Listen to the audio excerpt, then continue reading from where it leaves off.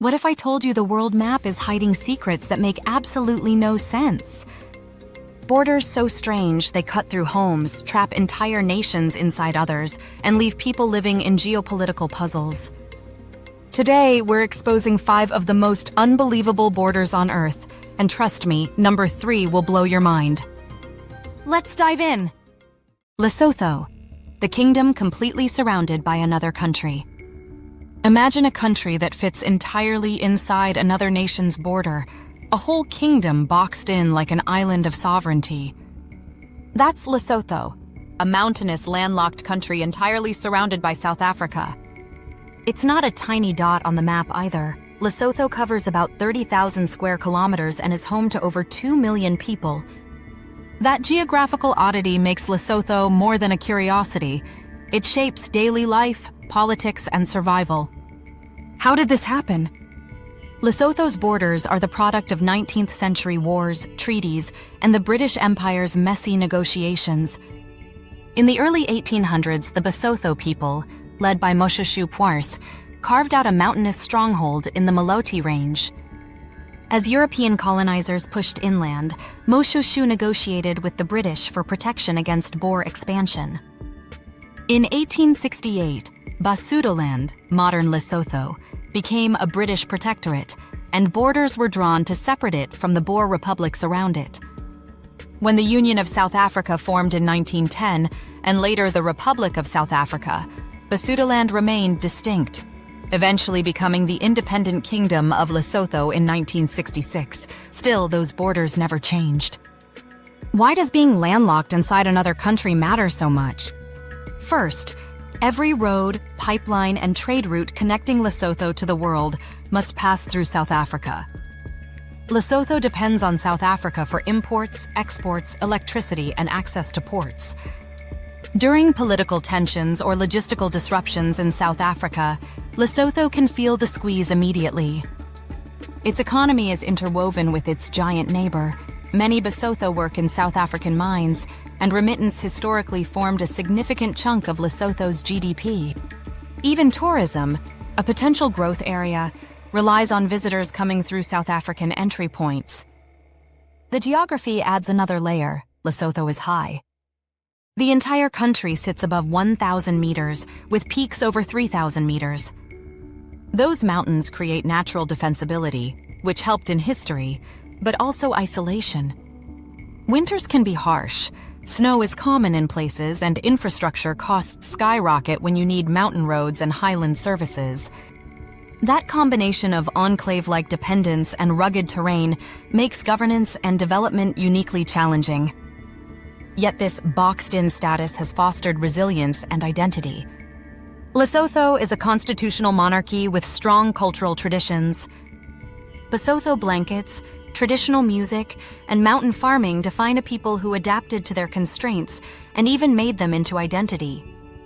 At the same time, problems like unemployment, reliance on a single neighbor, and vulnerability to external shocks persist. There are practical modern politics to consider. Lesotho's relationship with South Africa is usually cooperative, but sometimes tense. Issues like border control, migrant labor, and drug trafficking require constant coordination. Lesotho's strategic choices, whether to diversify trade partners, promote local industry, or lean on South African infrastructure projects, define its long-term prospects. Finally, Lesotho is a powerful example of how maps are not neutral. Borders drawn in colonial offices centuries ago still determine who has access to resources, whose markets you can reach, and even which languages and identities dominate daily life. Lesotho feels like a political geography case study, a whole country whose opportunities and constraints are defined by being completely surrounded by a single neighbor. When you look at a world map and see that tiny kingdom inside South Africa, remember, that unusual outline hides complex history, strategic decisions, and the real lived experience of millions. The Gambia, a river-sliced country trapped inside another. Look at the map of West Africa and you'll spot a ridiculous sliver of a country curving along the Gambia River. That's the Gambia, a long, narrow nation almost enveloped by Senegal. It stretches roughly 320 kilometers inland from the Atlantic, but rarely exceeds 50 kilometers wide. The result is one of the world's most awkward shapes, a country whose identity, economy, and politics are dominated by a single river and the nation that nearly surrounds it. The root cause is colonial chess.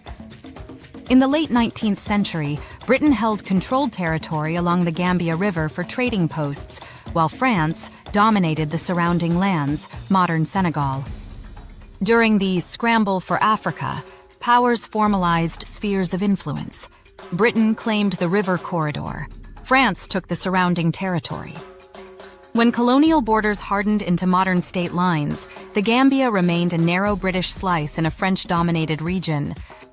Independence arrived in 1965 for the Gambia and in 1960 for Senegal, leaving the odd geography intact. Why does this river-shaped border matter?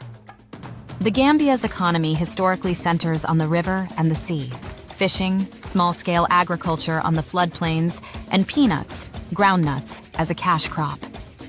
But being surrounded by Senegal complicates trade and transit. Any overland connection to the rest of West Africa crosses Senegalese land. That means political relations with Dakar are existential. During periods of tension, border closures or transit fees can choke the Gambia's trade and mobility. Even tourism flows, key to the Gambia's economy, depend on smooth cross-border arrangements. The Gambia's odd geography also creates governance headaches. Infrastructure projects, like highways or rail links to neighboring countries, require heavy cooperation. Energy imports, telecommunications routes, and even healthcare referrals often route through Senegal. Dependencies compound. The Gambia's ability to import food staples, industrial inputs, or vaccines can pivot on diplomatic relations. Add to this vulnerability the environmental risk. The Gambia River's flooding or droughts dramatically affect livelihoods in the narrow national band, and climate change magnifies those risks. There's more drama in the Gambia's political history. Its compact geography made it easier for military coups and rapid political shifts to have immediate, visible effects. For instance, in 2017, when longtime leader Yahya Jammeh refused to step down after losing an election, it took regional intervention led by ECOWAS and Senegal to restore the victor. Senegalese troops entered Gambian territory to ensure a peaceful transfer, a stark reminder, when a country is nearly enclosed, neighbors often have outsized leverage. The Gambia's people, however, turned constraints into culture. Riverine communities developed rich fishing traditions, music, and uniquely Gambian identities that contrast with Senegalese neighbors. Banjul, the capital on St. Mary's Island, acts as a gateway to the Atlantic and remains a cultural hub. The Gambia packages a compact, diverse nation in a tight geographic belt. Finally, the Gambia demonstrates how borders can turn rivers into lifelines and prisons. A seemingly small colonial choice, claiming a riparian corridor, birthed a modern state whose fate is inseparable from a single neighbor and a single river. For any map lover, the Gambia begs the question, can nationhood thrive when it's a thin ribbon on a map? The answer so far is yes, but it requires delicate diplomacy, nimble governance, and careful environmental planning. Barle Hertog, Barle Nassau, the town that became a map. Puzzle if you think borders are straight lines drawn with rulers, think again. Nowhere is that clearer than the bizarre municipality of Barle, where Belgian and Dutch territories intertwine like a jigsaw puzzle. Barle is actually two adjoining towns, Barle-Nassau, Netherlands, and Barle-Hertog, Belgium. Within this split community, Belgian enclaves are embedded inside Dutch territory, and some of those Belgian enclaves even contain Dutch counter-enclaves. The result is a labyrinth where international borders bisect streets, houses, and cafes. The origins of this confusion date back centuries to medieval feudal land swaps, treaties, and fealty contracts. Nobles and monasteries traded parcels of land, and over time lists of tiny scattered properties accumulated. When modern nation-states codified boundaries in the 19th century, the historical patchwork remained. Instead of simplifying the lines, administrators recognized the historical land claims, resulting in an internationally unique mosaic. Over 25 Belgian enclaves within the Netherlands, and several Dutch exclaves within those Belgian pockets. Walk through Barl, and you'll see the oddities. A house whose living room is in Belgium and the bedroom in the Netherlands. A restaurant where the toilet is technically in one country and the dining room in another. The international border runs down streets and through roundabouts. In some places, the boundary is marked by metal studs in the pavement or paint on the curb. For residents, citizenship issues used to be tricky. Taxes, postal services, and legal jurisdiction depended on which side you stepped into. This map puzzle created delightful tourism and maddening bureaucracy. For decades, rules about shop opening hours, liquor laws, and taxes differed by country. Some clever entrepreneurs exploited differences. Shopkeepers opened stores that technically sat in Belgium to benefit from lower taxation or looser rules. Conversely, residents argued about which country's services would be available to their doorstep. Over time, practical harmonization reduced everyday pain. Both countries now cooperate closely on utilities, policing, and services. But the cultural and symbolic drama remains. Barl is a living museum of border oddities and a vivid reminder that history's small quirks can persist into modern life. The town's complex border draws map nerds, couples taking photos at international doors, and journalists eager to explain how centuries-old land deals produce contemporary headaches. Local authorities market this uniqueness to tourists, border walks, plaques, and cafes that celebrate the dual identity. Barl also poses philosophical questions. What makes a nation? If a living room belongs to Belgium and the kitchen to the Netherlands, where is home? For residents, identity is fluid. Many speak both languages, play by both sets of rules, and think of nationality as an administrative label rather than a lived wall. The town demonstrates that borders are ultimately social agreements, sometimes arbitrary, sometimes meaningful, and that people find ways to live creatively within them. Finally, Barl-Hertog-Barl-Nassau is proof that geography can be playful. In a world often dominated by rigid lines and conflict, this small patchwork town offers a lighter, human-scale listen. Maps are stories, and sometimes those stories are delightfully complicated. India-Bangladesh enclaves, a century of tiny countries inside countries.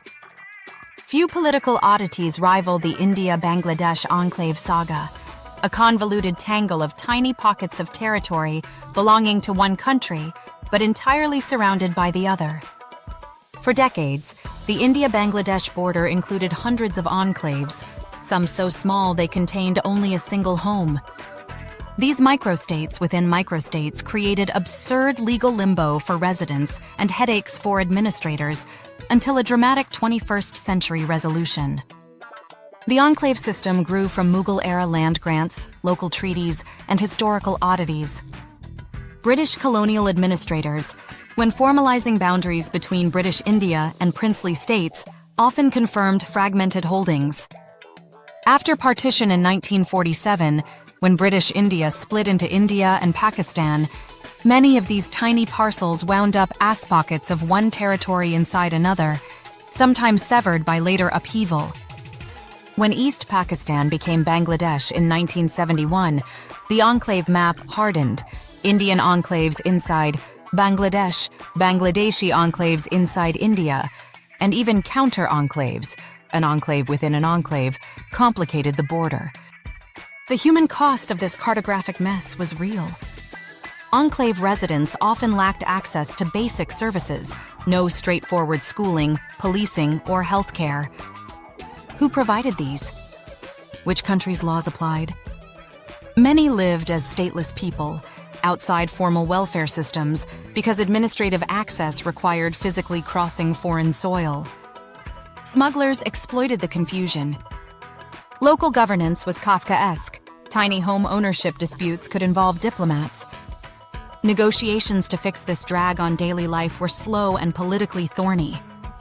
Maps were not the only issue.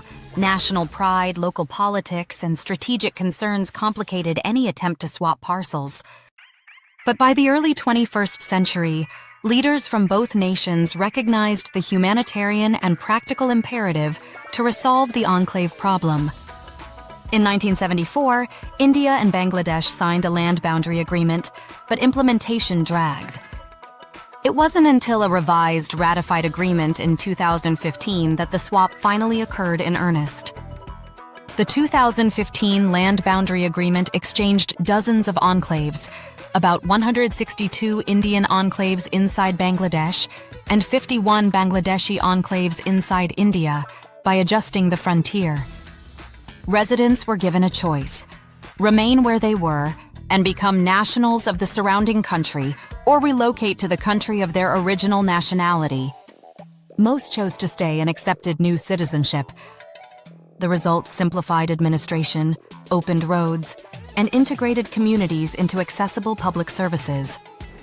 The swap also reduced a chronic source of border tension and smuggling.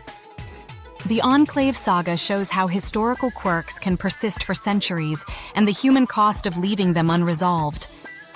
It also highlights how political will can finally correct absurdities. Once cleaned up, the newly rationalized border allowed for better development planning, clearer jurisdiction, and improved lives for thousands. Yet maps still carry memories. Old residents recall the days when crossing your street required a passport stamp. Children learned where the border ran by heart. In the broader story of borders, the India-Bangladesh enclave resolution stands as a rare success. It proves that with patience, negotiation, and focus on human welfare, even the strangest cartographic mistakes can be fixed. For map lovers and policymakers alike, the Enclave episode is a lesson in how lines on a page translate into rights, services, and dignity for real people. These borders prove the world isn't as simple as lines on a map. They shape lives, economies, and even entire nations in shocking ways. If you enjoyed discovering these unbelievable borders, make sure to hit that subscribe button and join us for more shocking facts every week.